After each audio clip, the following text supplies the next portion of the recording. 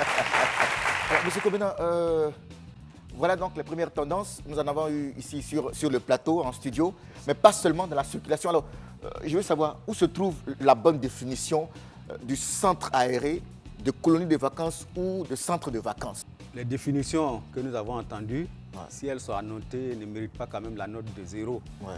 C'est dire qu'il y a des éléments qu'on pourrait éventuellement repêcher pour donner une bonne définition académique au centre de vacances.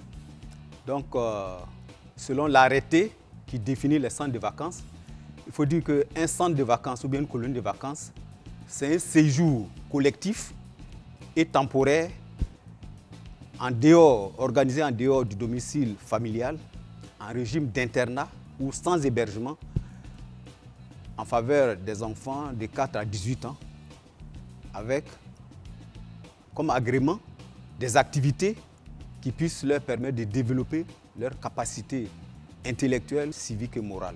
Alors, ces centres ou colonies de vacances sont portés par l'arrêté numéro 14 du ministère de l'Information, de la Communication, de la Jeunesse et des Sports, justement. C'était le 22 avril 88, n'est-ce pas? Oui, oui, c'est bien ça. C'est cet arrêté qui régit le fonctionnement, d'abord la réorganisation, parce qu'il y a eu un premier arrêté de 84. Oui. Et donc, il y a eu modification à cet arrêté et qui définit la réorganisation et le fonctionnement des centres de vacances. On rappelle qu'à l'époque, c'était le ministère de l'Information, de la Culture, de la Jeunesse et des Sports. C'est aujourd'hui le ministère de la Promotion de la Jeunesse, de l'Emploi des Jeunes et du Service civique. Alors, donc, cela veut dire que c'est un secteur qui est bien organisé, bien structuré et sous l'œil de l'État depuis très longtemps quand même, M. Kobena.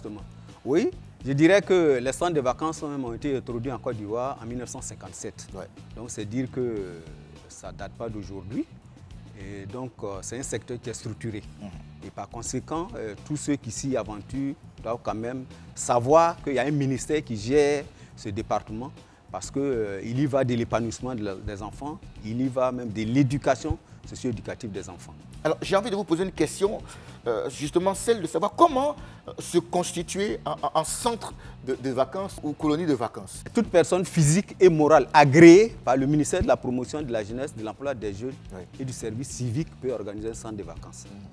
Mais il faut dire qu'aujourd'hui, nous déplorons dans le secteur la venue de certaines personnes, ou bien de certaines structures qui ne s'y connaissent pas. J'ai cité par exemple les agents de voyage, parce qu'il faut dire que ça fait 2 ans que moi j'ai pris les rênes de ce service. Donc les agences de voyage sont concernées aussi par... En fait, les agents de voyage aujourd'hui organisent des centres de vacances. Oui, bien sûr. Mais il faut se soumettre à la législation en vigueur. C'est vrai, souvent quand ils viennent s'adresser à la direction de la vie associative, par rapport à certaines formalités, ils y rechignent.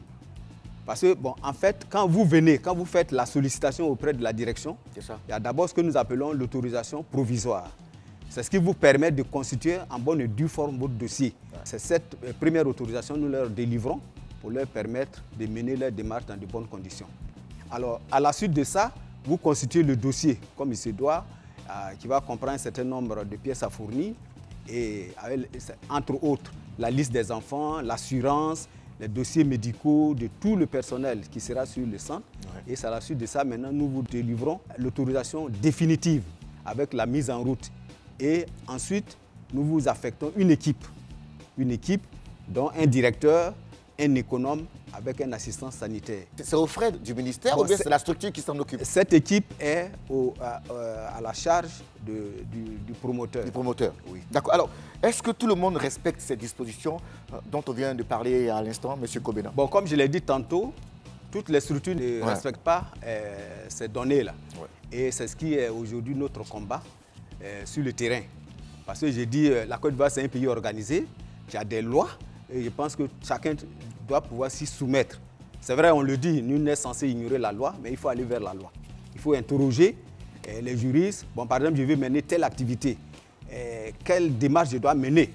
Et on va vous indiquer la porte à frapper pour que vous puissiez mener votre activité dans de bonnes conditions. Ce qui veut dire qu'il peut arriver que des structures, des promoteurs reçoivent la visite inopinée de l'État de Côte d'Ivoire à travers, n'est-ce pas, donc, le ministère donc, à charge. Oui, bien sûr. Comme il y a des sanctions aussi qui peuvent en découler. Il y a des sanctions. Comme je l'ai dit, moi, depuis l'année dernière, quand la campagne s'ouvre, je suis souvent sur le terrain. Parce que bon, on nous appelle pour dire, bon, voilà telle œuvre qui s'est implantée ici, est-ce que vraiment elle est dans la légalité? Alors donc nous dépêchons sur les lieux pour d'abord réclamer, la première pièce à réclamer, c'est l'autorisation d'ouverture. Si le promoteur n'a pas cette pièce, c'est dire qu'il est dans l'illégalité, dans la clandestinité. Et là, nous avons pouvoir de police de faire fermer ce centre. Alors, moi, je suis dans la circulation, je passe dans ma voiture et je vois une banderole, colonie des vacances à Accra, au Ghana. Et puis, on vous met le tarif et tout, on vous met le téléphone et tout ça. Bon, j'ai dit ça, c'est des formules. Est-ce que vous pouvez appeler pour savoir ce qui se passe là-bas? Bien sûr, nous appelons. Nous appelons. On a vu votre pancarte. Parce qu'entre-temps, moi, dans la circulation, si je vois par exemple une banderole et que cette œuvre n'est pas dans notre répertoire, bon, mais j'appelle.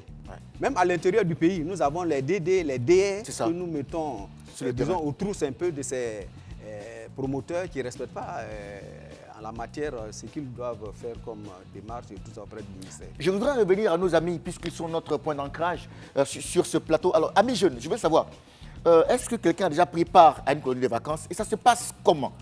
Moi, j'ai déjà pris part à une colonie de vacances, c'était à Yamoussoukro. Au fait, là-bas, on nous apprend comment vivre ensemble, comment aussi découvrir un endroit touristique et puis aussi apprendre à se connaître les uns les autres.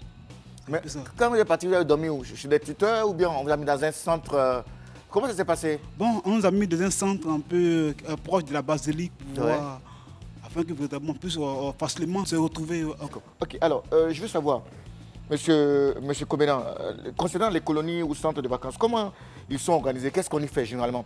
Dans la définition, j'ai parlé d'un certain nombre de principes. D'abord, un centre de vacances, dans son organisation, obéit d'abord à ce que nous appelons un projet éducatif. Qui se transforme en projet. C'est-à-dire tout promoteur qui veut organiser un centre de vacances, il a des objectifs, une vision qu'il a pour les enfants. Et donc, c'est ce projet éducatif, à travers l'équipe de direction que nous mettons à sa disposition, qui décline ça en projet pédagogique. Donc, c'est tout un ensemble d'activités programmées dans le temps, dans l'espace, qui se réalisent pendant ce séjour-là. Et je précise que les séjours vont de 21 à 45 jours. Pas plus. Pas plus. Mais aujourd'hui, nous avons des œuvres qui organisent des séjours de 2 semaines, mais c'est tolérable parce qu'il y a la situation économique qui est aussi acceptée. Alors, je disais que nous avons donc invité des promoteurs, donc des structures justement qui opèrent dans ce secteur. Je voudrais m'adresser d'abord à M. Djebi Anatole du groupe spirituel Les Pèlerins Notre-Dame de Toute-Grâce. Depuis quand vous existez? Nous existons depuis 2001. Oui. Depuis 2001. Qu'est-ce que vous faites concrètement lorsque vous mobilisez ces jeunes, ces enfants? Alors, nous offrons plusieurs activités à nos enfants. D'abord, la colonie Les Pèlerins de Notre-Dame de Toute-Grâce, qui est une structure catholique, offre d'abord aux enfants l'aspect spirituel. Donc ils apprennent à prier. Tout à fait. Alors, ils vont à l'église. Tout à fait. D'accord. Et puis quoi d'autre en dehors de tout ça? Alors, nous avons également les activités sportives, les activités culturelles, les activités manuelles, les visites et sorties éducatives, etc. Alors, passons le micro à Trésor Child, responsable d'Atro Peggy. Bonsoir, monsieur. Bonsoir. Alors, vous, quand vous vous êtes constitué, quels sont, je veux dire, vos objectifs? Qu'est-ce que vous mettez dans la corbeille de ces colonies de vacances-là?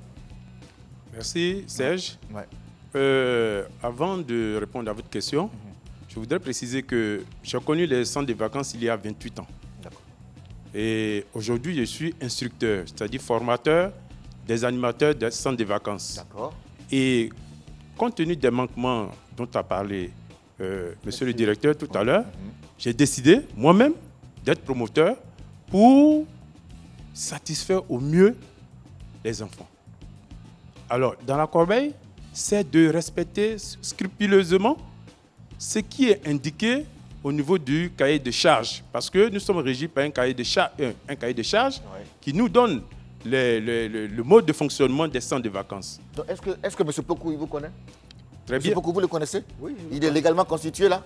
Oui. Sinon, il va se faire enrôler. Hein? Non, on se connaît bien. D'accord. Et donc, c'est pour appuyer le ministère que j'ai voulu, je me suis constitué en œuvre pour pouvoir faire au mieux ce qu'on recommande en centre de vacances. Alors, Madame Fofana Yeboué Angwa, elle est où? Bonsoir, madame. Bonsoir, monsieur Serge. Comment allez-vous? Je vais très bien, merci. Alors, vous existez depuis quand? J'existe depuis une dizaine d'années. C'est pour vous-même ou bien vous travaillez pour quelqu'un? Non, c'est pour moi-même. Qu'est-ce qui vous a poussé à faire ça? Parce que je suis du métier. Ouais. Je suis de l'INJS, Ouais. de l'ancienne école de l'INJS. D'accord. Alors, j'ai aimé les colonies de vacances depuis très jeune. Alors, quels sont vos rapports avec le ministère de la promotion de la jeunesse, de l'emploi des jeunes du service civique?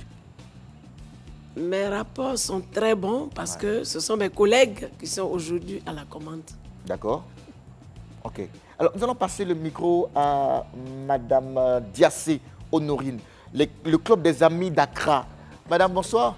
Bonsoir. Vous, je sens que vous allez à Accra seulement. Ou bien? Oui, j'adore. Pourquoi cette destination? Est-ce qu'il y a une raison particulière? Oui, il y a une raison particulière. Oui. D'abord pour la langue, Oui. la propriété de cette ville-là. Du pays? Du pays. Oui, le Ghana, ouais. Qu'est-ce que vous mettez dans votre corbeille en termes de formation, d'instruction des jeunes quand vous les mobilisez? Nous avons les activités de colonies de vacances, Ouais. qui sont les activités récréatives, sportives et culturelles. Ouais. Et en plus de cela, nous avons quelques heures de cours d'anglais. Ouais. Parce que nos enfants ne peuvent pas s'amuser du matin jusqu'au soir. On a tout fait pour insérer quelques heures de cours d'anglais dans notre programme. Ouais. Et donc, par la grâce de Dieu, ça se passe bien. et depuis combien de temps vous avez dit? Depuis 18 ans. Depuis 18 ans, ça marche bien, ça fonctionne Ça bien. marche bien avec les félicitations du ministère de tutelle. Waouh. Voilà, on peut applaudir. Ça s'applaudit. D'accord. Alors, je voudrais me tourner maintenant vers nos amis. Les autres tout à l'heure parleront aussi. Amis jeunes, est-ce qu'aujourd'hui, les centres de vacances ou les colonies de vacances intéressent encore les jeunes? Oui. Par rapport à votre question, je peux dire que oui, les jeunes en Côte d'Ivoire s'intéressent beaucoup aux colonies de vacances. Comment tu sais ça? Par exemple, Notre-Dame des Amis d'Accra, quand ils vont, ce n'est pas moins de 3 ou 4 cas qui vont. Hein. Ouais. C'est toute Tu es parti là-bas aussi? Non, mais je vois. Je vois. C'est vraiment une colonie qui va. Donc, les jeunes s'intéressent toujours aux Donc, colonies de on sent vacances qu'il au y a Côte d'Ivoire. On une sent, oui, il y a mobilisation beaucoup les parents comme les enfants. D'accord? Oui. Ah, de ma côté. Oui. Je crois que ça intéresse beaucoup de jeunes, surtout les colonies qui permettent aux jeunes de voyager, de quitter le pays. Il y a même des colonies qui vont jusqu'en France, tout ça. Ça permet aux jeunes de découvrir d'abord le pays, de se cultiver, tout et tout. Mais dans sa définition, il a parlé d'une tranche d'âge, disons de 7 à 18 ans. D'accord. Moi, par exemple, j'ai 28 ans. Et puis, je veux faire colonie de vacances. Est-ce que ça cadre avec moi? Pour des personnes âgées, par rapport aux colonies de vacances, nous pouvons organiser des packages pour ces personnes-là. Les mêmes choses qu'on propose aux enfants qui vont en colonie. Voilà. D'accord. Donc ça veut dire que les personnes qui ont plus de l'âge requis ne sont pas exclues. Il faut dire qu'il y a d'abord les colonies pour enfants. Oui. Là, de 4 à 15 ans. D'accord. Et de 16 à 17, 18, nous appelons ça les colonies pour ados. Mais aujourd'hui, il faut dire qu'il y a des colons qui ont plus de 21 ans. Ah, ceux qui participent aux colonies de vacances, on les appelle les colons. Les colons. D'accord. Il y a aujourd'hui des colons de autour de 21 ans. Bon, parce que souvent nos enfants, c'est vrai, ils grandissent ces choses. Donc, à ce niveau, il n'y a pas de souci. En fait, il y a toujours des opportunités pour ces personnes-là. Des opportunités. Amis jeunes, marquons notre deuxième pause pour ce deuxième micro-trottoir sur la même question.